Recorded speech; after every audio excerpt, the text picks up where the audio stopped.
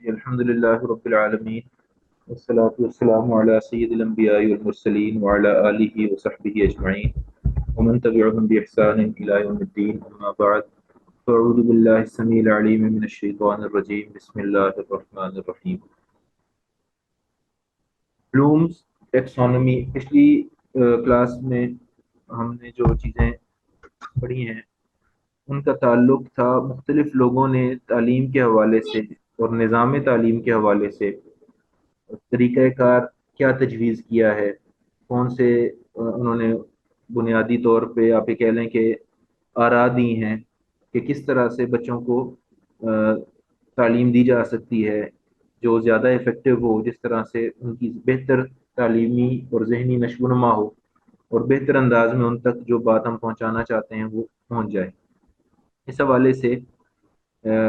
جب بھی بچوں کی استعداد کے حوالے سے بات کی جاتی ہے تو یہ ایک بلوم ایک شخص تھا، اس کی تھیوری کو بڑی اہمیت حاصل ہے۔ یہ بنیادی ایک آپ سمجھ لیں۔ آواز کم ہے، آواز کو کوشش کرتے ہیں زیادہ کریں۔ تو ہم نے مختلف لوگوں کے نظریات پڑھے تھے کہ وہ نظام تعلیم کے حوالے سے کیا رائے دیتے ہیں، اور اس سے پہلے تعلیم کی کچھ تعریفات بھی پڑھی تھیں۔ ایک چھوٹا سا کوئز آپ کے مولم پہ اپلوڈ ہوا ہے، وہ آپ نے اٹیمپٹ کرنا ہے 25 تاریخ تک۔ وہ پچھلی سلائیڈ کی بالکل شروع سے، مطلب وہ اس کو آپ پڑھیے گا، ویسے بھی میں نے آپ کو اس میں سے اسائنمنٹ دی ہے۔ تو میں نے بعد میں یہ جا کے چیک کیا ہے کہ اب جو آپ کا یہ سبجیکٹ ہوگا نا جس کا ایک ہی پیریڈ ہے، اس کے مارکس، ٹوٹل مارکس 25 ہیں۔ تو اس میں اب آپ کے اس سلیبس کے اندر اس طرح سے تو نہیں ہے کوئی پروجیکٹ یا اسائنمنٹ وغیرہ کی گنجائش، لیکن اگر آپ لوگ ساتھ ساتھ یہ چیزیں کرتے رہیں گے تو آپ کی اچھی ہے، آپ یہ سمجھ لیں کہ ریویژن ہو جائے گی، اور یہ ہے کہ چیزیں تھوڑا سا ریوائز ہو جائیں گی، اور تھوڑا سا آپ کو بھی ان چیزوں کے بارے میں انالیٹیکلی سوچنے کا موقع ملے گا۔ تو کوئی حرض نہیں ہے اگر آپ کو ٹائم ملے اور آپ وہ اسائنمنٹ کر لیں جو میں نے آپ کو ریکویسٹ کی ہے جس کی۔ تو یہ ابتداءً ایک نقشہ سا بنا ہوا ہے کہ علم کے، تحصیل علم کے کیا مراحل ہیں، کون سی سٹیجز ہیں کہ انسان کس طرح سے علمی طور پہ آپ یہ کہہ لیں کہ ایوالو کرتا ہے، یا اس کا جو لیول ہے، لیول آف نالج ہے، وہ ایلیویٹ کس طرح سے کرتا ہے۔ کہ بنیادی چیز یہ ہوتی ہے کہ انسان یا بچہ ابتدائی طور پہ چیزوں کو یاد کرتا ہے، ریممبر کرتا ہے، پھر اس کے بعد آہستہ آہستہ وہ چیزوں کو سمجھنا شروع کرتا ہے، پھر وہ اپنی یاد کو اور اپنی سمجھ کو اپلائی کرنا شروع کرتا ہے، یعنی اپنی یاد اور سمجھ سے چیزوں کو اپلائی کرتا ہے۔ مثال کے طور پہ پہلے بچہ دیکھتا ہے کہ شیر کی شکل ایسی ہے، پھر وہ اس میں سے یعنی اس کی آواز کو سمجھتا ہے وغیرہ، مختلف چیزیں دیکھتا ہے، پھر وہ آہستہ آہستہ اس کو بنانے کی کوشش کرتا ہے، پھر وہ سوچتا ہے کہ اچھا شیر ایسا ہوتا ہے اور گھوڑا ایسا ہوتا ہے، اور ان چیزوں کے بارے میں سوچتا ہے کہ پرندے اڑتے ہیں وہ ایسے ہوتے ہیں، مچھلیاں تیرتی ہیں وہ پانی میں ہوتی ہیں، تو اس طرح سے چیزوں کے بارے میں پھر وہ نئی چیز بنانے کا سوچتا ہے۔ جس طرح انسان نے آہستہ آہستہ ٹائر ایجاد کیا، پھر ریڑے ایجاد کیے، پھر گاڑیاں، موٹر سائیکل اور مختلف چیزیں، بہت ساری چیزوں کو دیکھا اور پھر ان چیزوں کو ریپروڈیوس کرنے کی کوشش کی، اور پھر چیزوں کی جو آپ یہ کہہ لیں کہ انالیسز اور ایویلیویٹ کرنا، اور مطلب آپ یہ سمجھ لیں کہ یہ ان ڈیپتھ نالج ہوتا ہے۔ اس میں آپ جو ہے فلسفے کی گہرائیاں بھی ہو سکتی ہیں، اور اس میں چیزوں کا جو کہہ لیں کہ ہم، چیزوں کی جانچ پڑتال، چیزوں کا معائنہ، چیزوں کا پرکھنا، چیزوں کا کی افادیت کو ڈسکس کرنا، یہ بہت ساری چیزیں آ جاتی ہیں۔ تو اس نے یہ کیا نظریہ پیش کیا، یہ کون تھا، اس کا تعارف ہے مختصراً اس جو ہم سلائیڈ آپ کے ساتھ شیئر کی ہے اس میں اس کو پڑھتے ہیں۔ اب آپ کو اس سے پہلے اس حوالے سے اگر کوئی نالج ہے اور یا آپ کوئی بات شیئر کرنا چاہتے ہیں اس حوالے سے تو آپ ضرور کریں۔ بینجامن بلوم امریکہ کے ایک مشہور ماہر کی بینجامن بلوم امریکہ کے ایک مشہور ماہر تعلیم نفسیات تھے۔ یہاں پہ تھوڑا سا ایرر ہے لکھنے کے اندر، املا میں غلطی ہے، ماہر تعلیم نفسیات تھے۔ انہوں نے تعلیمی مقاصد کی درجہ بندی اور ان کے حصول کے حوالے سے بہت کام کیا، یعنی تعلیم سے ہم کیا مقاصد حاصل کرنا چاہتے ہیں ان کی درجہ بندی کی، اور ان کے حصول کے حوالے سے بہت کام کیا۔ بلوم نے اپنے نظریات کو باقاعدہ ایک تھیوری یا نظریے کی صورت میں پیش کیا جسے بلوم تھیوری یا بلومز ٹیکسونومی کا نام دیا گیا ہے۔ اور بلوم تھیوری، یا اصل میں اپوسٹفی ایس کے ساتھ بلومز ہوتا ہے، لیکن یہاں پہ انہوں نے اردو میں بلوم تھیوری یا بلوم کی تھیوری کرنا چاہیے اس کو۔ بلوم کی تھیوری ایک اہم تھیوری ہے۔ نصاب، کتاب اور امتحانات سے وابستہ لوگوں کو بالخصوص اور اساتذہ کرام کو بالعموم اس تھیوری کا علم ہونا چاہیے۔ ماضی قریب میں بلوم ٹیکسانومی میں قدر تبدیلی کی گئی، ذیل میں اس تھیوری کے اہم خد و خال دیے گئے ہیں۔ بنجامن بلوم نے حصول علم یا تعلم کے درج بالا مدارج کا نظریہ پیش کیا، جو اوپر ذکر کیا ہے، جو ہم نے ٹیبل دیکھا تھا ابھی۔ ان مدارج کی ابتدا کسی بھی معلومات کو محض یاد رکھنے سے ہوتی ہے۔ اگلا مرحلہ ان معلومات کو سمجھنا ہے۔ ابتدائی جماعتوں میں بچے محض رٹا لگا کر معلومات کو یاد رکھتے ہیں اور دہراتے ہیں، جیسے بچپن میں آپ لوگ ٹیبلز یاد کرتے ہیں میتھس میں، اور اس طرح اے بی سی یاد کرتے ہیں، ون ٹو یاد کرتے ہیں وغیرہ، چیزوں کے نام یاد کرتے ہیں، جانوروں کے نام بچے یاد کرتے ہیں، اسپیلنگز یاد کرتے ہیں مختلف لفظوں کے۔ اس کے بعد بتدریج جب ان کی عمر اور علم میں اضافہ ہوتا ہے تو وہ مختلف صورتوں یا مواقع پر ان معلومات کا عملی اطلاق بھی کرتے ہیں۔ لیکن اگر کہیں کسی ملک کا نظام تعلیم جو ہے وہ انکریج ہی نہیں کرتا سمجھنے کو، بلکہ وہ رٹا کلچر کو ہی انکریج کرتا ہے، اور اسی کی طرف جو ہے وہ لوگوں کو جو ہے اسی کی طرف لوگوں کو آپ یہ کہہ لیں کہ ایک طرح سے دھکیلتا رہتا ہے، تو ایسی صورت کے اندر پھر مشکل ہو جاتا ہے طلباء کا مطلب ایسی صورت میں پھر وہ اس طرح سے گرو نہیں کر پاتے جس طرح سے ان کو گرو کرنا چاہیے۔ تو آئیڈیل چیز تو یہ ہے کہ بچے پہلے یاد کریں، پھر سمجھیں، پھر اس کو اپلائی کریں، پھر اس کو ایویلیٹ کریں، پھر ریکریٹ کریں، چیزوں کو انوینٹ کریں۔ ہاں، دینی تعلیمات کے اندر انوویشن جو ہے وہ مناسب نہیں ہے، اس چیز کو منع کیا گیا ہے۔ انوویشن ان سینس بدعت کے حوالے سے، یعنی کوئی نئی چیز ان چیزوں کے اندر کریٹ کرنا جن چیزوں کو بذاتی ہی ڈیفائن کر دیا گیا ہے، جو ثوابت ہیں دین کے، جیسے ہمارے عقائد ہیں، جیسے عبادات ہیں، ان کا طریقہ کار ہے۔ یہ وہ چیزیں ہیں جو ثوابت ہیں، جو چیزیں چینج نہیں ہو سکتی۔ لیکن بہت ساری چیزیں ایسی ہیں جن کے اندر جو ہے چینج لانا یا چینج آئے تو اس کے اندر اس کو اس حوالے سے اس حساب سے ان چیزوں کو مینج کرنا، اس میں کوئی حرج نہیں ہے۔ مثال کے طور پہ، یعنی ہم عقائد تو نہیں بدل سکتے، ہم عبادت اور اس کا طریقہ تو نہیں بدل سکتے، لیکن ہم یہ تو بتا سکتے ہیں کہ اگر مثال کے طور پہ ہوائی جہاز میں نماز پڑھنے کے کیا مسائل ہیں، یا فار دیٹ میٹر اسپیس کے اندر اگر کوئی جاتا ہے تو وہاں پہ نماز کے کیا مسائل ہوں گے،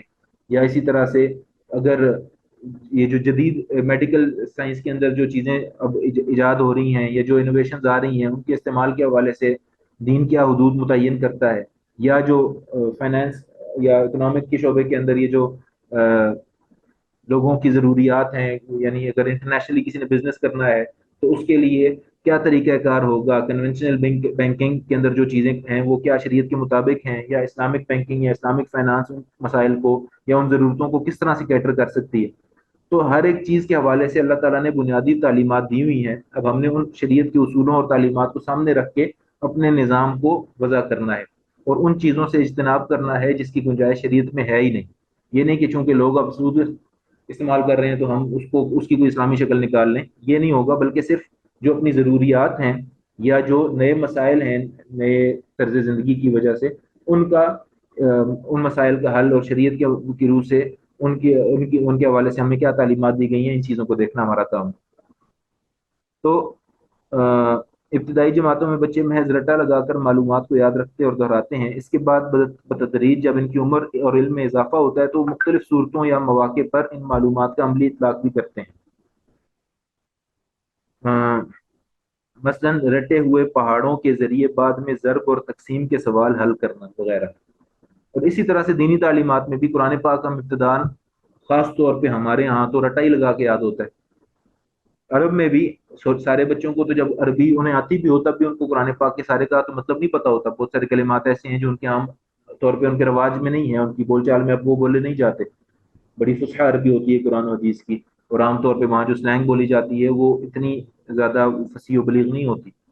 ہمارے ہاں تو بالکل ہی نہیں پتا ہوتا کہ ہم کیا پڑھ رہے ہیں، لیکن بچے قرآن پاک کو یاد کرتے ہیں، اور جیسے جیسے ان کا علم بڑھتا ہے دینی اعتبار سے، تو وہ جو یاد کیا وہ قرآن پاک ہے اس کے معنی اور مفاہیم جو ہیں وہ کھلنا شروع ہو جاتے ہیں، اور اس یاد کیے کا فائدہ بعد میں ہوتا ہے۔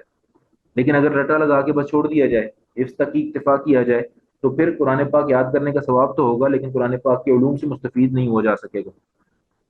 ویسے یہاں یہ ہو سکتا ہے کہ کسی اور نے جو سیکھا ہے یا لکھا ہے، جو قرآن پاک پڑھا ہے یا اس کا ترجمہ کیا ہے، اس سے تو استفادہ ہو سکتا ہے، اپنے جو یاد کیا ہوا ہے قرآن پاک اس کو صرف یعنی تلاوت کے طور پہ ہی وہ ریوائز کر سکتا ہے، اس سے وہ سیکھ کچھ نہیں سکتا۔ مذکورہ بلوم تھیوری کی روشنی میں بچے کی جسمانی اور ذہنی عمر ذہنی ارتقاء کے پیش نظر نصاب تیار کیا جاتا ہے۔ نصاب میں حاصلات تعلم طے کیے جاتے ہیں، یعنی لرننگ آبجیکٹیوز، کہ ہم نے مقاصد کیا ہوں گے، لرننگ آؤٹ کمز کیا ہوں گے، ہم یہ جو پڑھا رہے ہیں بچے کو، اس سے ہم بچے کے اندر کیا صلاحیت پیدا کرنا چاہتے ہیں، اس کو کیا چیز سمجھانا چاہتے ہیں، کیا باور کرانا چاہتے ہیں، کیا اسکل اس کو دینا چاہتے ہیں، اس کو کس قابل بنانا چاہتے ہیں۔ درسی کتب لکھی جاتی ہیں، اساتذہ کی تربیت کی جاتی ہے اور اقتصابی جائزہ لیا جاتا ہے، یعنی یہ سارے جو آبجیکٹیوز ہیں ان کو سامنے رکھ کے کتاب لکھی جاتی ہے، اور اساتذہ کو بھی بتایا جاتا ہے کہ آپ نے صرف تقریر نہیں کرنی، آپ نے بچوں کے اندر یہ صلاحیتیں انکلکیٹ کرنی ہیں، اور ساتھ پھر جائزہ بھی لیا جاتا ہے کہ کیا بچے یہ ہنر، یہ اسکل، یہ علم، یہ معلومات، یہ چیزیں سیکھ رہے ہیں، کیا ان کے اندر یہ اپلائنگ ایبلٹی پیدا ہو رہی ہے، کیا وہ اس علم کو پریکٹیکلی اپلائی کر کے اس سے مستفید ہو سکیں گے، یا بس یہ صرف سن رہے ہیں اور سمجھ رہے ہیں یا یاد کر رہے ہیں۔ اور مثالوں کے ذریعے سے تشریح اور توضیح کی جاتی ہے۔ پھر اب اس کی جو مختلف سٹیجز ہیں ان کی تفصیل تھوڑی سی وہ لکھ رہے ہیں کہ علم یا یاد کرنا، علم کا یاد کرنا یعنی کسی چیز کو جان لینا یا اس کو یاد کر لینا، یہ سیکھنے کا بنیادی مرحلہ ہے جس میں بچے پڑھائے جانے والے موضوع یا مواد کے بارے میں معلومات حاصل کرتے ہیں اور پھر ان معلومات کو دہراتے ہیں۔ عمر اور ذہنی ارتقاء کے ساتھ ساتھ علم یا معلومات کے معیار، دائرہ کار اور وسعت میں اضافہ ہوتا رہتا ہے۔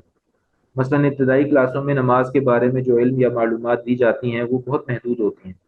بنسبت اس علم یا معلومات کے جو اعلیٰ تعلیم کے مرحلے اور ذہنی ارتقاء کے اعلیٰ مراحل میں دی جاتی ہیں۔ ابتدائی جماعتوں میں بچوں کو نماز کے بارے میں درج ذیل معلومات دی جاتی ہیں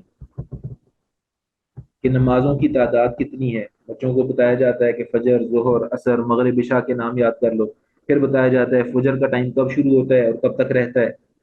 اور پھر بتایا جاتا ہے ظہر کا وقت کب شروع ہوتا ہے اور کب تک رہتا ہے، پھر نماز کی شرائط کیا ہے، یعنی کس کے اوپر نماز فرض ہے، کس نے پڑھنی ہے، نماز پڑھنے سے پہلے بدن پاک ہو، کپڑے پاک ہوں، جگہ پاک ہو، اور قبلے رخ ہو، اور نماز کا وقت ہو اور نیت ہو وغیرہ،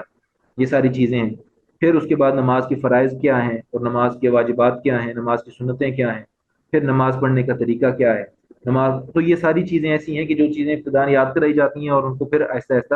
پریکٹیکلی اپلائی کیا جاتا ہے اس کی زندگی میں۔ نماز کا سبق بالخصوص قرآنی آیات اور صورتیں جو نماز میں پڑھی جاتی ہیں وغیرہ وغیرہ، یہ صورت نماز ہے۔ پھر ایک حقیقت نماز کیا ہوتی ہے کہ نماز میں خشوع ہو، نماز میں اللہ سے مانگا جائے، نماز میں جو ہے جو کچھ ہم پڑھ رہے ہیں اس کا معنی ہمیں آتا ہو، اور یہ اللہ تعالیٰ کے ساتھ ایک ہم اپنے جو عہد ہے اس کی تجدید کریں نماز میں، اور اپنے مسائل کو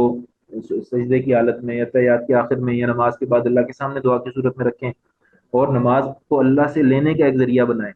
اللہ سے تعلق کا ایک ذریعہ بنائیں، صرف یہ ایسا ایک روٹین نہ ہو، ایک رسم نہ ہو، بلکہ یہ ہماری ایک اسپرچول ایکٹیویٹی ہو جس کے اندر ہم ایک تو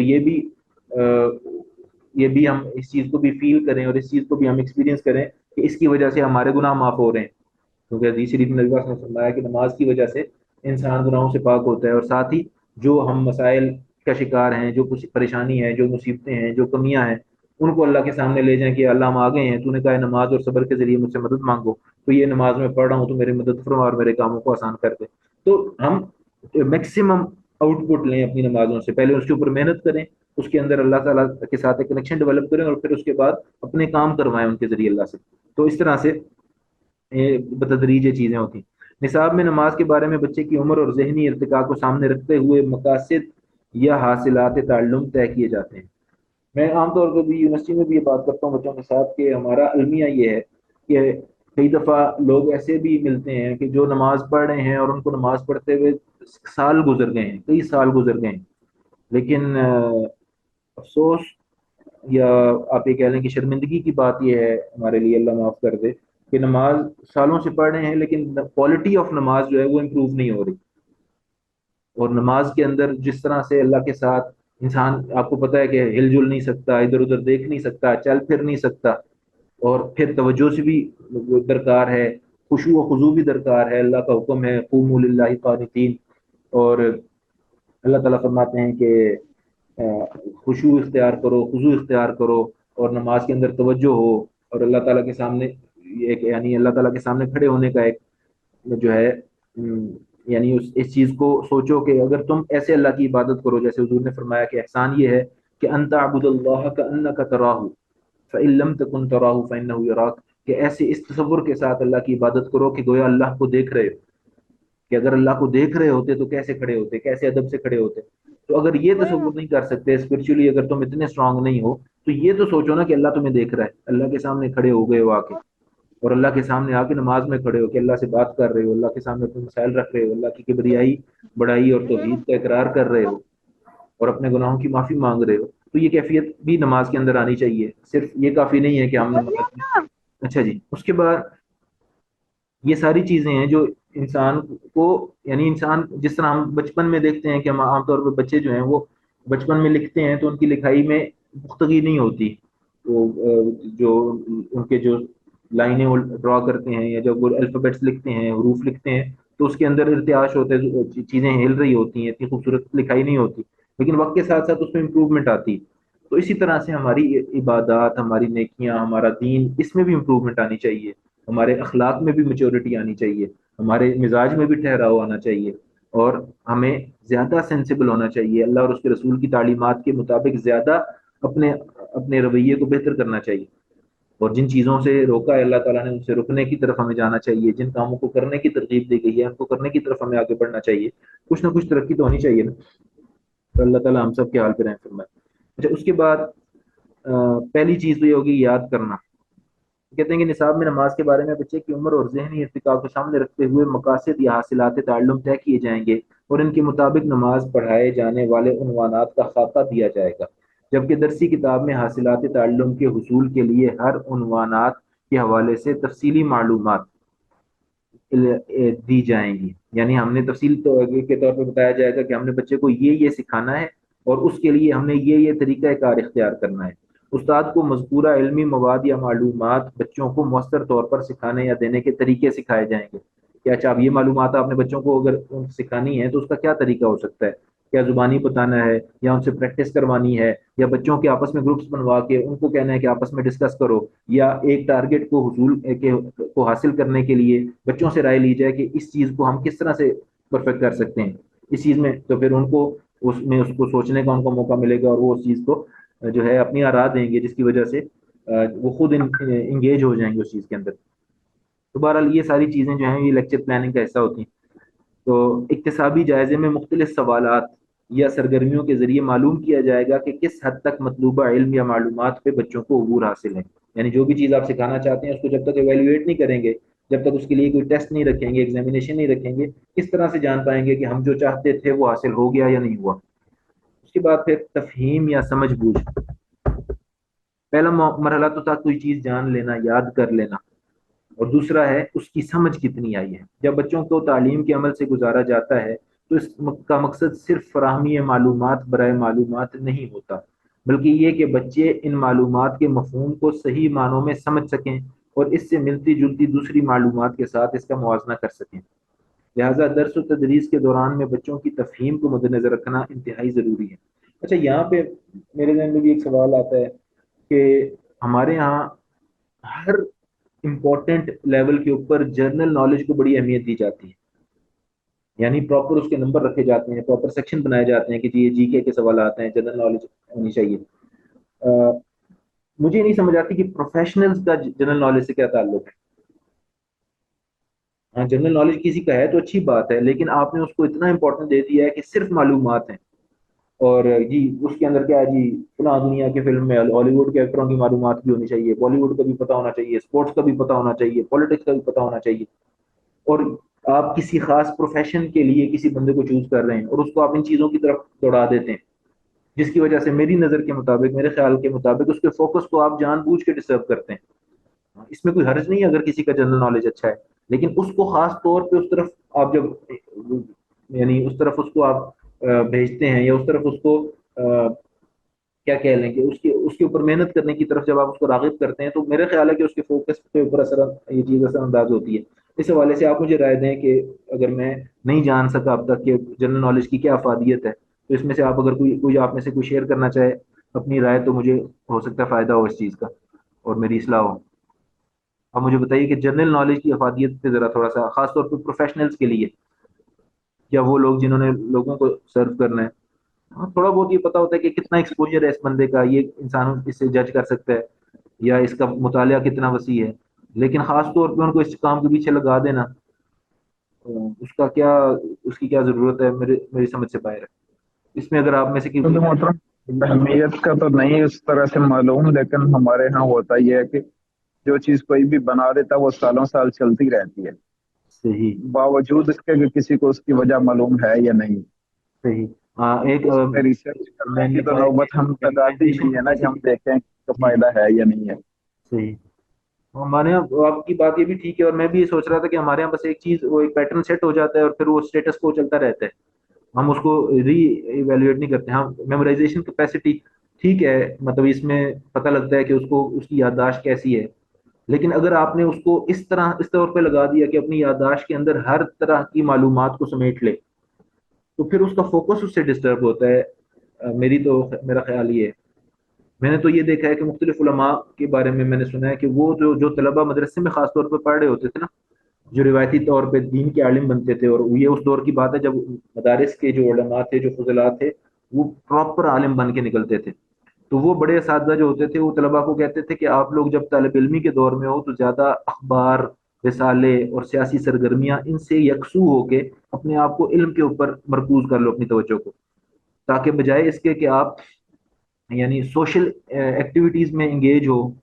اس سے بہتر ہے کہ آپ سب سے پہلے علمی پختگی پیدا کر لو، اور پھر اس کے بعد جب سوسائٹی کی طرف جانے کا آپ کا وقت آئے گا، تب آپ سوسائٹی کے ساتھ انگیج کرنا، اور سوسائٹی کے اندر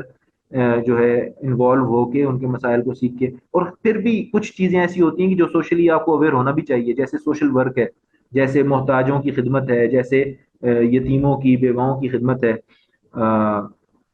اس طرح کی بہت ساری چیزیں ہو سکتی ہیں. اور دوسری چیز ہے کہ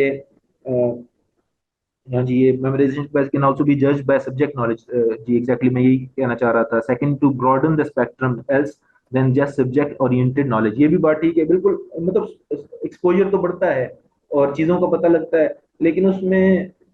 پھر بھی میرا خیال ہے کہ کچھ نہ کچھ چیزیں ہونی چاہیے. کہ مثال کے طور پہ میرے بھائی ہے، اس نے ایک دفعہ اٹمپٹ کی تھی اس طرح CSS کی، تو وہ بتا رہا تھا کہ اس میں کسی مطلب جو جنرل نالج کے سوال کے اندر کسی ہالی ووڈ کے بوڑھے سے ایکٹر کے بارے میں بھی سوال کیا ہوا تھا. تو اتنا براڈن کرنے کی کیا ضرورت ہے اسپیکٹرم، مجھے نہیں سمجھ آئی. بہرحال ہو سکتا ہے کوئی فائدہ بھی ہوتا ہو، لیکن وہ دیکھتے ہوں گے کہ شاید یہ مطلب کتنا جانتا ہے دنیا کو یا ریسنٹ ورلڈ کو، شاید اس سے ان کو کوئی فائدہ ہوتا ہو. لیکن بہرحال یہ ایک ایسا ٹاپک ہے جس کے حوالے سے میں ابھی تک مطمئن نہیں ہوں. اور اچھی بات ہے آپ لوگوں کی طرف سے رائے آئی ہے کہ انسان کو چیزوں کا پتہ ہونا چاہیے. اور بلکہ میں آپ کو ایک مزے کی بات بتاؤں، مدینہ منورہ میں ہمارے ایک استاد تھے، مطلب میرے یونیورسٹی میں تو میرے استاد نہیں تھے، یہاں کرسی سن کر ریلوے میں ہاں جی، ایسا بھی ہوتا ہے، چھٹا کلمہ اور آیت الکرسی سنتے ہیں. تو وہ بھی یہی چیک کرتے ہیں کہ دین کے بارے میں بھی کچھ جانتا ہے کہ نہیں جانتا. حالانکہ آپ کو پتہ ہے کہ جو نمبر ہیں کلموں کے، اس طرح کے کوئی نمبرنگ کے ساتھ کوئی کلمے نبی پاک صلی اللہ علیہ وسلم سے ہم نے نہیں پہنچے کہ یہ پہلا ہے، یہ دوسرا ہے، یہ تیسرا ہے، یہ چوتھا ہے، یہ پانچواں چھٹا کلمہ ہے. یہ ہمارے ہاں کچھ تو یعنی علماء نے کہا نا کہ کچھ تو یاد کریں، تو یہ گنتی بنا دی کہ چلو یہ ایک سلیبس ہے، یہ یاد کر لو. ورنہ ایسے ہی ہوتا ہے جی، پروفیشن کا عام طور پہ کچھ نہیں پتا ہوتا. بلکہ وہ میں نے اکثر دیکھا ہے کہ انجینئر جو ہیں وہ CSS کر رہے ہیں، ڈاکٹر CSS کر رہے ہیں، یا پھر ہسٹری کے اندر جنہوں نے پڑھا ہوا ہے وہ CSS کر رہے ہیں، اکنامکس والے CSS کر رہے ہیں، اور ان کو کوئی لینا دینا نہیں ہے ان کی اکنامکس کا، ان کی میڈیکل کا، میڈیسن کا یا انجینئرنگ کا. بس وہ کہتے ہیں کہ جی ہمیں جو اگر بہت لائق ہوں تو DMG میں چلے جائیں، پولیس میں چلے جائیں. خیر وہ چلے بھی جاتے ہیں بہت سارے، اور پھر وہ لیکن ہم نے جیسے پہلے شاید پچھلی کلاس میں بھی ہم نے گزارش کی تھی کہ وہ لوگ جو ان سرکاری ملازمتوں کی طرف جاتے ہیں اس نیت سے کہ ہمیں اس کی وجہ سے نوکری ملے گی اور طاقت ملے گی اور اختیارات ملیں گے، وہ they are more likely to be corrupt in the future because they are yearning for the power the job offers. اور جب وہ پاور آتی ہے تو اس کے ساتھ پھر آبویسلی آپ نے مطلب جب اس ٹیکے کو ایکسرسائز کرنا ہے تو اس کے ساتھ آپ کو اتنے پیسے چاہیے جو آپ کو تنخواہ میں نہیں ملتے. پھر وہ اللہ معاف کرے، پھر ان کے پاس means of getting that money ہوتا ہے کہ لوگ ان کو آفر کراتے ہیں، اپنے چھوٹے چھوٹے کاموں کے عوض پیسے دیتے ہیں، اور وہ پھر وہ رشوتیں لیتے ہیں، اور غریب کا اور حقدار کا حق مارا جاتا ہے اور کرپشن ہوتی ہے. اور پھر جو لوگ ان سے کرپشن کرواتے ہیں وہ خود پھر بڑی جو ہیں وہ مارتے ہیں، کیا اسے کہتے ہیں، چلانگی مارتے ہیں. تو بہرحال اللہ تعالیٰ ہمارے حال پہ رحم کرے. یہ کچھ مسائل ہیں جو ایک بات میرے ذہن میں آئی جو چاہتے میں پوچھ لوں. اور اچھا لگا ہے کہ آپ لوگوں نے جو ہے انٹریکٹ کیا ہے، اپنی اپنی رائے دی ہے. اور اللہ کرے کہ ہم سوچیں اس بارے میں کہ ہم مزید کس طرح سے کنٹریبیوٹ کر سکتے ہیں اپنی اور اپنے شاگردوں کی ایٹ لیسٹ اصلاح کے لیے. اور کیا ہم آپ یہ سمجھ لیں کہ at least point of view ایسا دے اپنے اسٹوڈنٹس کو، جن کو ہم انشاءاللہ کل کو اپنا نالج کنوے کریں گے، کہ وہ ان چیزوں کو سوچیں اور کسی بہتر سولوشن کی طرف ان چیزوں کو لے کے جائیں. اچھا جی. اس کے بعد ان معلومات کے مفہوم کو صحیح معنوں میں سمجھ سکیں اور اس سے ملتی جلتی دوسری معلومات کے ساتھ اس کا موازنہ کر سکیں. لہٰذا درس و تدریس کے دوران میں بچوں کی تفہیم کو مد نظر رکھنا انتہائی ضروری ہے. یعنی بعض دفعہ ایسا بھی ہوتا ہے، یہ بھی ایک المیہ ہے ہمارے مدارس کا، کہ مدرسے کے بچوں کو سوال کرنے کی اجازت نہیں ہوتی. وہ انہیں کہا جاتا ہے کہ جب استاد بول رہے ہیں تو آپ نے سوال نہیں کرنا، آپ کو کچھ نہیں سمجھ آیا تو آپ نے بعد میں پوچھنا ہے جب کلاس ختم ہو جائے گی اور کلاس برخاست ہو جائے گی. اور کلاس کا ڈیکورم ایسا بنایا ہوتا ہے، انا للہ و انا الیہ راجعون. میں جو ہے وہ نہیں کر سکا، نیا لنک شیئر باتوں میں ہم لگ گئے، اور اب 10 منٹ بیچ میں ہمیں ویٹ کرنا پڑے گا. چلیں اب یہ چلتی رہے 10 منٹ تک کلاس، پھر اس کے بعد اینڈ پہ ویٹ کر کے دوبارہ لنک شیئر کر دوں. یا ابھی بریک لے لیں اور 10 منٹ کے بعد لنک آ جائے گا آپ کے پاس، آپ رائے دے دیں. اس کو کنٹینیو کر لیتے ہیں، پھر چلیں ویٹ ٹھیک. کر لیں گے. اس کے بعد کہتے ہیں کہ جی تو یہ بڑا ضروری ہے، یاد کرنا بھی اپنی جگہ پہ ضروری ہے. ہم نے دیکھا تھا کہ بہت سارے لوگوں نے یہ بھی رائے دی تھی، 2 3 بندوں نے، کہ یاد کرنے کی کوئی اہمیت نہیں ہے، صرف سمجھنا چاہیے. تو ہم تو اس کے قائل نہیں ہو سکتے، کیونکہ بہت ساری قرآن پاک خود اس کے اندر سمجھنے کی گنجائش نہیں ہے. سب سے پہلے قرآن پاک کے الفاظ کو محفوظ کیا جائے گا، کیونکہ اللہ تعالیٰ نے اس قرآن پاک کی حفاظت کا ذمہ لیا ہے، اور اس کا اللہ تعالیٰ نے سبب یہ بنایا ہے کہ اللہ تعالیٰ نے امتیوں کے لیے اس کو یاد کرنا آسان کر دیا. اسی کو یہ معجزہ ہے قرآن پاک کا، کہ آپ دیکھتے ہیں کہ لاکھوں میں اس دور میں بھی، حالانکہ مسلمان دین سے دور ہیں عملی طور پہ، اس کے باوجود اجمیوں میں بھی لاکھوں کی تعداد میں بچے موجود ہیں جو قرآن پاک کو یاد کر لیتے ہیں. اور اگر غلطی بھی کرتے ہیں تو ان کو انہی کی عمر کے بچے جو جانتے بھی نہیں ہیں کہ قرآن میں کیا لکھا ہے، ان کی اصلاح کر دیتے ہیں. اور لاکھوں کی تعداد میں خود پاکستان کے اندر بچے جو ہے رمضان شریف کے اندر پورا قرآن پاک جو ہے تراویح میں یا نفلوں میں سناتے ہیں. یہ قرآن پاک کا معجزہ ہے کائنات کے اندر، اور کوئی کتاب ایسی نہیں ہو سکتی، بلکہ اسلام کی بھی کوئی اور کتاب ایسی نہیں ہے، کوئی حدیث کی کتاب ایسی نہیں ہے جس کو اس تعداد میں مسلمانوں کے بچوں نے بغیر سمجھے یاد کیا ہو. تو یہ کوئی دنیا کے اندر مجھے آپ بتائیں کہ کوئی اور کتاب ہو، کوئی اور دین ہو جہاں پہ اس طرح سے کوئی کتاب یاد کی جاتی ہو، اور اتنے باریکی کے ساتھ کہ اگر آپ کے اساتذہ اچھے ہیں، اور اکثر عام طور پہ ایسے ہوتا ہے کہ بچے یعنی اگر کہیں پہ مد بھی غلط پڑھیں، کلکلا بھی نہ کریں، غنہ بھی نہ کریں، یا غلط جگہ پہ غنہ کریں، تب بھی پوائنٹ آؤٹ کیا جا سکتا ہے ان کو کہ یہاں پہ انہوں نے اتنی مائنر سی بھی غلطی کی.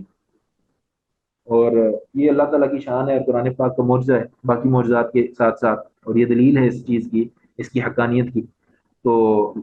قرآن پاک کا یاد کرنا، اسی طرح نبی پاک صلی اللہ علیہ وسلم اس بات کا خاص خیال رکھتے تھے کہ کئی مسنون دعاؤں کو جب نبی پاک صلی اللہ علیہ وسلم نے سکھایا اور صحابہ نے اس پہ الفاظ کو بدلا تو نبی پاک صلی اللہ علیہ وسلم نے ناراضگی کا اظہار فرمایا. اور اسی طرح حضرت حسن رضی اللہ تعالیٰ عنہ کی روایت ہے کہ ہمیں التحیات ایسے سکھائی جاتی تھی جیسے نماز کی صورت سکھائی جاتی تھی، قرآن پاک کی صورت سکھائی جاتی تھی. اسی طرح وہ کہتے ہیں کہ ہمیں نبی پاک صلی اللہ علیہ وسلم کے غزوات ایسے سکھائے جاتے تھے جیسے قرآن پاک کی کوئی صورت سکھائی جاتی تھی. تو یہ ساری چیزیں جو تھیں، یہ ساری چیزیں جو تھیں یہ موجود تھیں اس میں. تو اچھا جی، جب بچوں کو معلومات تو یہ مطلب ہم اس بھی چیز کے اوپر بات کر رہے ہیں کہ سمجھنا بہت ضروری ہے. تو یہ حفظ بھی اپنی جگہ پہ ضروری ہے، اور ساتھ ساتھ چیزوں کا سمجھنا بھی ضروری ہے. ہمارے یہاں ایک بہت بڑا طبقہ دینی تعلیمات کو حاصل کرنے والا ایسا ہے کہ ہم لوگ عام طور پہ یا تو حفظ پہ ہی اکتفا کر لیتے ہیں بہت سارے لوگ. اور آپ نے اگر پتہ نہیں آپ لوگوں کے سامنے یہ المیہ آیا ہے کہ نہیں، عام طور پہ مدارس کے حوالے سے نا جو سب سے بڑا ایلیگیشن ہوتا ہے وہ یہ ہوتا ہے کہ مدارس میں بچوں کے ساتھ بڑی بدتمیزی ہوتی ہے. اور اس میں ایک چیز ہم یہ بھول جاتے ہیں، اور یہ اس چیز کے اوپر غور کم کیا جاتا ہے کہ عام طور پہ یہ اس طرح کی جو حرکتیں ہوتی ہیں، جو ناشائستہ اور غیر اخلاقی غیر انسانی حرکتیں ہوتی ہیں، وہ ان مدارس میں ہوتی ہیں جو صرف تحفیظ کے حفظ کے مدارس ہوں. اور اسی لیے ہوتا ہے کہ وہاں پہ دین کی سمجھ کا اہتمام نہیں ہوتا، بس رٹا لگانے کا اور رٹنے رٹانے کا اہتمام ہوتا ہے. اور ایسے لوگ جن کو پتہ ہی نہیں کہ وہ کیا پڑھ رہے ہیں، تو وہ آہستہ آہستہ پھر شیطان ان کے دل سے وہ تعظیم نکال دیتا ہے. اور پھر اس کے بعد دوسری وجہ یہ بھی ہوتا ہے کہ بچے چھوٹے ہوتے ہیں تو ان کو اندازہ نہیں ہوتا کہ انہوں نے مطلب اللہ تعالیٰ حفاظت فرمائے چھوٹوں کی بھی بڑوں کی بھی، لیکن وہ ان کے ساتھ جو ہے زیادتی کرنا آسان ہوتا ہے یا ان کو برگلانا آسان ہوتا ہے. تو اللہ تعالیٰ ہمارے حال پہ رحم کرے. لیکن اس چیز کی بہت ضرورت ہے کہ دین کو اگر صرف رٹا لگایا جائے گا تو پھر یہی نتیجے نکلیں گے، سمجھ کی کمی جو ہے وہ خطرناک ہو سکتی ہے. تو اللہ تعالیٰ ہمیں مدارس کو بھی اس طرح سے ان کا سیٹ اپ ہونا چاہیے کہ بچے یعنی جو حفظ کا سیکشن ہے اس کی نگرانی بھی علماء کریں، اور ان لوگوں کے اوپر ایک تو کڑی نظر ہو. ایک تو ان کو اس طرح کی لیوریج اور اس طرح کی یعنی ان کے لیے اس طرح کا ماحول اور اس طرح کے اوقات کار اور اس طرح کی اسپیس ان کو فراہم نہ کی جائے کہ جس میں ان کے لیے ممکن ہو کہ وہ گناہ کی طرف جائیں. اور دوسرا، ان لوگوں کی تربیت کا بھی ساتھ ساتھ انتظام ہو. صرف رٹنا اور رٹانا کافی نہیں ہے، بلکہ ساتھ ساتھ بچوں کی تربیت، اساتذہ کی تربیت خاص طور پہ، کیونکہ بہت سارے کیسز میں اساتذہ جو ہوتے ہیں وہ جو ہے وہ پریسرز ہوتے ہیں. تو اللہ تعالیٰ ہمارے حال پہ رحم کرے. انسان ہے، فرشتہ تو کوئی بھی نہیں ہوتا، لیکن پھر بھی اگر ہم مواقع نہ دیں اور ان کے اوپر کڑی نظر رکھی جائے اور ان کی تربیت کی بھی ساتھ ساتھ فکر کی جائے تو چیزیں بہتر ہو سکتی ہیں. اس کے بعد اگلا جو مرحلہ ہے سمجھنے کے بعد،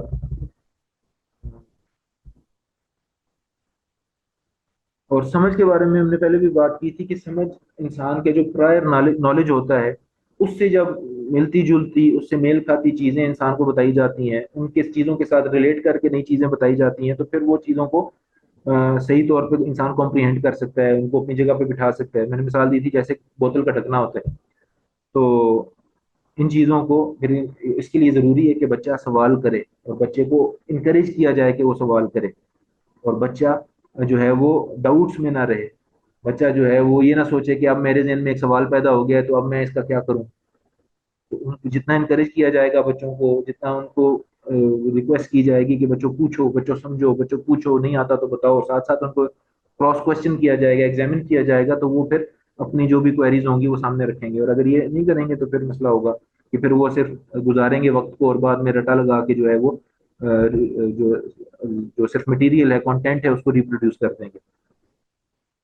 اور پھر یہ اپنے الفاظ میں ڈھالنا، اس مرحلے پر بچے اس قابل ہو جاتے ہیں کہ وہ بتائی ہوئی معلومات کو اپنے الفاظ میں بیان کر سکتے ہیں. ہمیں یاد ہے کہ بچپن میں جب جو بچے تقریر کرتے تھے یا ہم جب کرتے تھے تقریر شروع میں، تو ہم لکھی ہوئی تقریر کسی سے بلکہ بڑے سے لکھوا کے اس کو رٹا لگاتے تھے اور بس اس کو پھر چھلانگے مار مار کے اور بازو ہلا ہلا کے تقریر کر دیتے تھے. پھر مجھے یاد ہے FSC کے ٹائم پہ ایسا وقت آیا کہ جب انہوں نے کہا جی تقریری مقابلے میں حصہ لینا ہے اور یہ ٹاپک ہے اور آپ نے اس کے فور بولنا ہے، تو میں نے کہا کہ میں تو اس کے فور نہیں بول سکتا، تو میں تو کنونسڈ ہی نہیں ہوں. انہوں نے کہا کہ آپ نے خود تو لکھنی نہیں تقریر، آپ کو تو لکھی ہوئی تقریر مل جائے گی، آپ نے بس اس کو یاد کر کے بول دینا. تو میں نے کہا میں جس چیز کے اوپر خود کنونس نہیں ہوں میں اس کے حوالے سے لوگوں کو کیسے کنونس کروں گا. تو وہ میرے کچھ اساتذہ کو یہ بات بری لگی کہ میں آگے سے اتنا آرگیو کیوں کر رہا ہوں، میں تو بڑا بدتمیز ہوں، میں تو بڑا. انہوں نے کہا اس کا مطلب ہے آپ ہم سے اچھی لکھ سکتے ہیں. میں نے کہا نہیں، میں آپ سے اچھی نہیں لکھ سکتا، آپ کو زیادہ اچھا لکھنا آتا ہے، لیکن آپ مجھے اگینسٹ میں ڈال دیں، مجھے آپ اس کے فور میں نہ بلوائیں، کیونکہ میں یہ نہیں سمجھتا کہ یہ ٹھیک بات ہے. میں کیوں اس کے فور اس کے یعنی اس موقف کے حق میں کیوں بولوں. تو ان کو بڑا عجیب لگا کہ بھائی آپ کا کام تقریر کرنا ہے، آپ کو کیوں یہ لگتا ہے کہ آپ نے یہ دیکھنا ہے کہ کنٹینٹ کیا ہے. تو یہ نہیں ہونا چاہیے تعلیمی اداروں میں ہمارے دنیاوی. اب یہ تو میں اپنے کالج کی بات بتا رہا ہوں. تو بہرحال یہ اگر کسی بھی اسی طرح سے ہمارے ہاں مدارس میں بھی ایک افسوس کی بات یہ ہوتی ہے کہ بعض دفعہ مسلک امپوز کیا جاتا ہے، بچوں کو یہ نہیں بتایا جاتا کہ بھئی یہ دلّہ ان کو دیکھو، ان کو سمجھو اور اپنی رائے قائم کرو، بلکہ وہ کہتے ہیں نہیں نہیں ہم تو بس ہمارا تو یہی مسلک ہے یا ہمارا تو یہی مذہب ہے اور ہمیں بس سوال نہیں کرنا، بس چپ کر کے جو ہم کہہ رہے ہیں وہ کر لو. تو یہ اندھی تقلید جو ہے یہ نہیں ہونی چاہیے. اللہ تعالیٰ ہمارے حال پر رحم فرمائے. اور کسی بھی مسلک میں نہیں ہونی چاہیے. یہ نہیں کہ صرف حنفی ایسے کرتے ہیں یا دیوبندی کے ایسے کرتے ہیں یا اہل حدیث ایسے کرتے ہیں یا بریلوی ایسے کرتے ہیں. ہر جگہ پہ بچوں کو موقع دینا چاہیے کہ وہ چیزوں کو سمجھیں، اور پھر گراؤنڈز ان کو بتائی جائیں، ان کو بتایا جائے کہ دلیل کیا ہوتی ہے، دلیل کی اسٹرینتھ کیا ہوتی ہے، دلیل کو ایویلیویٹ کیسے کیا جاتا ہے، دلائل کا تقابل کیسے ہوتا ہے، ترجیح کیسے دی جاتی ہے، اسباب ترجیح کیا ہوتے ہیں، وجہ الاستدلال کیا ہوتا ہے، اس کے لیے اصول فقہ پڑھائی جائے. تو یہ جو دین کا طالب علم ہے اس کو چاہیے کہ اپنے نالج کے اندر ڈیپتھ پیدا کرے، اپنے آپ کو کھپائے سیکھنے میں. کیونکہ جب سیکھے گا، اور سبحان اللہ اس کا فائدہ یہ بھی ہوتا ہے کہ عربی کا ایک مقولہ ہے کہ من کثر علمہ قل انکارہ. جب انسان کا علم بڑھتا چلا جاتا ہے تو اس کا انکار، اس کا لوگوں کو نگیٹ کرنا، اس کو لوگوں کی باتوں کے اوپر اعتراض کرنا یہ کم ہو جاتا ہے، کیونکہ وہ اگلے کا پرسپیکٹیو، اگلے کا پوائنٹ آف ویو بھی سمجھ سکتا ہے. وہ جانتا ہے پھر کہ اچھا اگلا کیوں بول رہا ہے، اس کی کیا دلیل ہے، اس کی کیا وجہ ہے، اس کی ریزن کیا ہے. تو مثال انہوں نے دی بھی ہے کہ کس طرح سے طلباء کو جو کچھ بتایا جا رہا ہے اس کو سمجھانے کی کوشش کی جائے. بچہ معلومات کو اپنے الفاظ میں ڈھال سکتا ہے یا نہیں، اور کسی اور ملتی جلتی معلومات سے روشناس ہو سکتا ہے. یعنی جو آپ کو نے اس کو بتایا ہے اس سے چیزوں کو ریلیٹ کرنے کی صلاحیت اس میں آ جائے، چیزوں میں فرق واضح کر سکتا ہے، بحث کر سکتا ہے، اور اس پڑھائے گئے سبق یا تصور کو اپنے الفاظ میں وضاحت سے بیان کر سکتا ہے. یعنی اسے یہ ملکہ اس کے پاس ہونا چاہیے، ایک اچھے طالب علم کے پاس، یا ایک اچھے ادارے میں پڑھنے والے طالب علم کے پاس، ایک اچھے اساتذہ سے پڑھے ہوئے طالب علم کے پاس، کہ اس نے جو کچھ سیکھا سمجھا ہے اس کو اپنے لفظوں میں بیان کر سکے. اگر وہ اپنے لفظوں میں بیان کر سکتا ہے اس کا مطلب ہے کہ اس کو سمجھانے کی کوشش کی گئی ہے، اور یا اس نے سمجھنے کی کوشش کی ہے. اور اگر اس کو اپنے لفظوں میں بیان نہیں کر سکتا تو، یا کوئی بھی نہیں کر سکتا پوری کلاس میں، تو اس کا مطلب ہے کہ انہوں نے emphasize ہی نہیں کیا اس چیز کے اوپر، انہوں نے بس کہا ہے کہ رٹا لگاؤ. ایک اور بڑا میں نے اس طرح کی مثال دیکھی تھی، مجھے یاد ہے جب ہم ایف ایس سی میں تھے تو فزکس کے نیومیریکلز یا فزکس کی جو ایکویشنز ہوتی تھیں ان کو جب وہ سارے کی ساری ایکویشن کو ہم صرف یعنی زبانی کلامی صرف ان کی ایکویشنز کو ہی ہم لوگ سولو کر کے اینڈ رزلٹ پہ آ جاتے تھے، اور اس چیز کی طرف کوئی پرواہ نہیں ہوتی تھی کہ یہ ہو کیا رہا ہے، یہ جو ہم نے یونٹس یوز کر کے ایکویشن کے اندر ڈال رہے ہیں اور کوئی ایکویشن پروف کرنے کی کوشش کر رہے ہیں، اس سے بنتا کیا ہے، اس کا ہماری زندگی سے لینا دینا کیا ہے، اس کا فزکس سے یا فزیکل پراپرٹیز سے کسی بھی چیز کی لینا دینا کیا ہے. تو بس ایسی ایکویشن بنائی جا رہے ہیں، اور وہ پوری کر لو گے تو جتنے نمبر مل جائیں گے. اور جو بہت بریلینٹ بچے ہوتے تھے وہ ساتھ وہ رٹا لگا لیتے تھے کہ انہوں نے کیا کہا ہوا ہے، یعنی بک میں کیا لکھا ہے. تو اس کے بعد اگلے مرحلے میں مذکورہ مثال بھی یہاں پہ ہم نے دی بھی ہے. تو یہ ان چیزوں کو دیکھنا چاہیے، ہمیں سوچنا چاہیے کہ ہمارے ہاں ان چیزوں کو ہم کس طرح سے بہتر کر سکتے ہیں، یا جو ہم جو کچھ پڑھا رہے ہیں اس میں ان چیزوں کو ہم کس طرح سے بہتری کی طرف لے جا سکتے ہیں. مثلا ابتدائی جماعتوں میں بچوں کو نماز کے دوران پڑھی جانے والی قرآنی آیات زبانی یاد کرائی جاتی ہیں، اور علم یا معلومات دی جاتی ہے کہ کس حالت یا کس مقام پر کیا پڑھنا ہے. مثلا پہلے مرحلے میں سورۃ الفاتحہ اور سورۃ الاخلاص وغیرہ، اس کے علاوہ کچھ کلمات سبحان ربی الاعلیٰ، سبحان ربی العظیم وغیرہ یاد کرائے جاتے ہیں. اگلے مرحلے میں مذکورہ قرآنی آیات اور کلمات کا فہم دیا جاتا ہے. میں آپ کو ایک مثال دیتا ہوں، یا جو یہ بات ہو رہی ہے اس کی ایک مثال دیتا ہوں. حضرت عائشہ صدیقہ رضی اللہ تعالیٰ عنہ فرماتی ہیں کہ فتح مکہ کے بعد قرآن پاک کی یہ صورت نازل ہوئی، بلکہ حجۃ الوداع کے بعد یہ صورت نازل ہوئی. اللہ تعالیٰ نے فرمایا اعوذ باللہ من الشیطان الرجیم بسم اللہ الرحمن الرحیم اذا جاء نصر اللہ والفتح ورأيت الناس يدخلون في دين الله افواجا فسبح بحمد ربك واستغفره انه كان توابا. کہ جب اللہ کی مدد آ گئی اور فتح ہو گئی تو آپ دیکھیں گے کہ لوگ فوج در فوج اللہ کے دین میں داخل ہو رہے ہیں. فسبح بحمد ربک، پس آپ پاکی بیان کریں اپنے رب کی، اس کی تسبیح کے ساتھ، اس کی پاکی بیان کریں اس کی تعریف کے ساتھ. انہ کان توابا، بے شک اللہ تعالیٰ بڑا توبہ قبول کرنے والا ہے، رجوع کرنے والا ہے اس بندے کی طرف جو اللہ کی طرف آتا ہے، اور اللہ تعالیٰ اس کی توبہ کو ایکسیپٹ کرنے والا ہے. اللہ تعالیٰ واپس لوٹنے والوں کا استقبال کرنے والا ہے. یہ سارے معنی اس کے ہو سکتے ہیں. تو کہنے کا مقصد یہ ہے کہ جب یہ صورت نازل ہوئی تو اس حوالے سے دو واقعات منقول ہیں، ان دونوں کے بارے میں آپ سوچیں، اور پھر سوچیں کہ قرآن پاک کس طرح سے زندگیوں میں آ رہا تھا، سمجھ میں بھی آ رہا تھا اور زندگی کا حصہ بن رہا تھا، صرف یاد نہیں ہو رہا تھا جس طرح آج کل ہمارے یہاں ہوتا ہے. ایک واقعہ تو یہ ہے کہ یہ صورت سن کے حضرت ابو بکر رضی اللہ تعالیٰ عنہ رونا شروع ہو گئے. حضرت ابو بکر جب روئے تو صحابہ نے پوچھا کہ یہ تو اللہ کی مدد اور نصرت کی بات ہوئی ہے صورت میں، کہ فتح ہو گئی، مدد آ گئی، اور لوگ جوک دین میں داخل ہو رہے ہیں، تو انہوں نے فرمایا کہ اس کا مطلب ہے نبی پاک صلی اللہ علیہ وسلم نے دین مکمل کر دیا اور اب لوگ دین کی طرف آ رہے ہیں، یعنی اب نبی پاک صلی اللہ علیہ وسلم کا کام مکمل ہو چکا ہے اور اب نبی پاک صلی اللہ علیہ وسلم کو اللہ تعالیٰ کبھی بھی اپنے پاس بلا لے گا۔ تو ایک تو یہ بات کہ انہوں نے اس کو سیکھا، اس کو صورت پہ غور و خوض کیا اور اس سے انفر کیا ہے کہ ایسا نتیجہ نکالا جو کہ درست تھا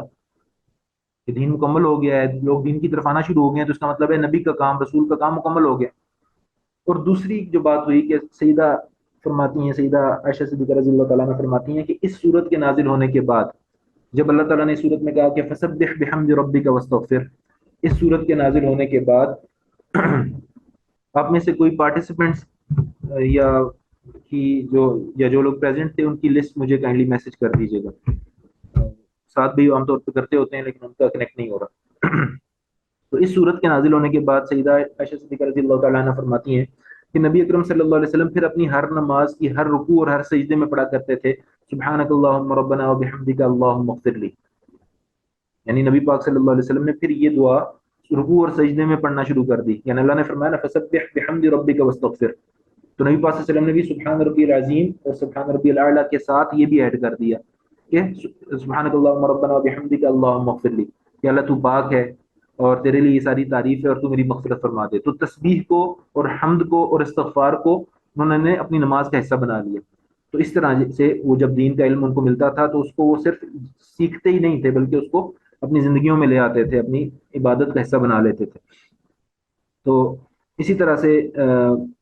اگلے مرحلے میں مذکورہ قرآنی آیات اور کلمات کا فہم دیا جاتا ہے، ان کی سمجھ بوجھ دی جاتی ہے، ترجمے کے ذریعے مطلب، معانی اور مفہوم واضح کیا جاتا ہے۔ یاد رہے قرآنی آیات کا فہم حاصل کرنے پر بہت زور دیا گیا ہے، مگر اس کے باوجود نماز پڑھنے والوں کی اکثریت کو یہ فہم ہی نہیں ہوتا کہ نماز میں جو کچھ پڑھا جاتا ہے اس کا مطلب اور مفہوم کیا ہے، اور یہ کہ نماز کی روح کیا ہے۔ تفہیم اکتسابی جائزہ، یعنی اب آپ نے جب بچوں کو یہ سمجھانے کی کوشش کرنی ہے، یہ پڑھانے کی کوشش کرنی ہے، تو کس طرح سے پھر اس کو ایویلیویٹ کرنا ہے۔ تفہیم یا سمجھ بوجھ کا جائزہ لینے کے لیے درج ذیل سوالات پوچھے جا سکتے ہیں۔ بسورۃ الفاتحہ کا ترجمہ بتائیں۔ یہ تو obvious سی بات ہے کہ ہمارے یہاں دکھ کی بات ہے کہ عام طور پہ نماز تو یاد کرا دی جاتی ہے بچپن میں، لیکن نماز کا ترجمہ نہیں یاد کرایا جاتا، اور بچے کئی دفعہ یعنی بڑی عمر کے لوگ بھی نماز پڑھتے ہیں لیکن روز پڑھتے ہیں تحیات للہ وصلوات والطیبات، لیکن اس کا ترجمہ جو ہے وہ نہیں آتا ہوتا۔ تو یہ افسوس کی بات ہے کہ ہم اتنا نان سیریس ہیں اپنی نمازوں کے حوالے سے، اللہ ہمیں معاف کر دے۔ اور بعض دفعہ ہم جیسے لوگ جن کو ٹوٹا پھوٹا ترجمہ آتا بھی ہو، وہ دھیان ہی نہیں ہوتا ترجمے کی طرف، بس ایک رٹا رٹایا چل رہا ہوتا ہے، اللہ معاف کر دے۔ اسی طرح سورۃ الاخلاص کا مفہوم واضح کریں، اس طرح کا سوال اب یہ نماز سے متعلق ڈائریکٹ سوال تو نہیں ہے، لیکن انڈائریکٹلی بچوں کی جو کمپریہنشن ہے، ان کی جو سمجھ بوجھ ہے، اس کو چیک کیا جا سکتا ہے۔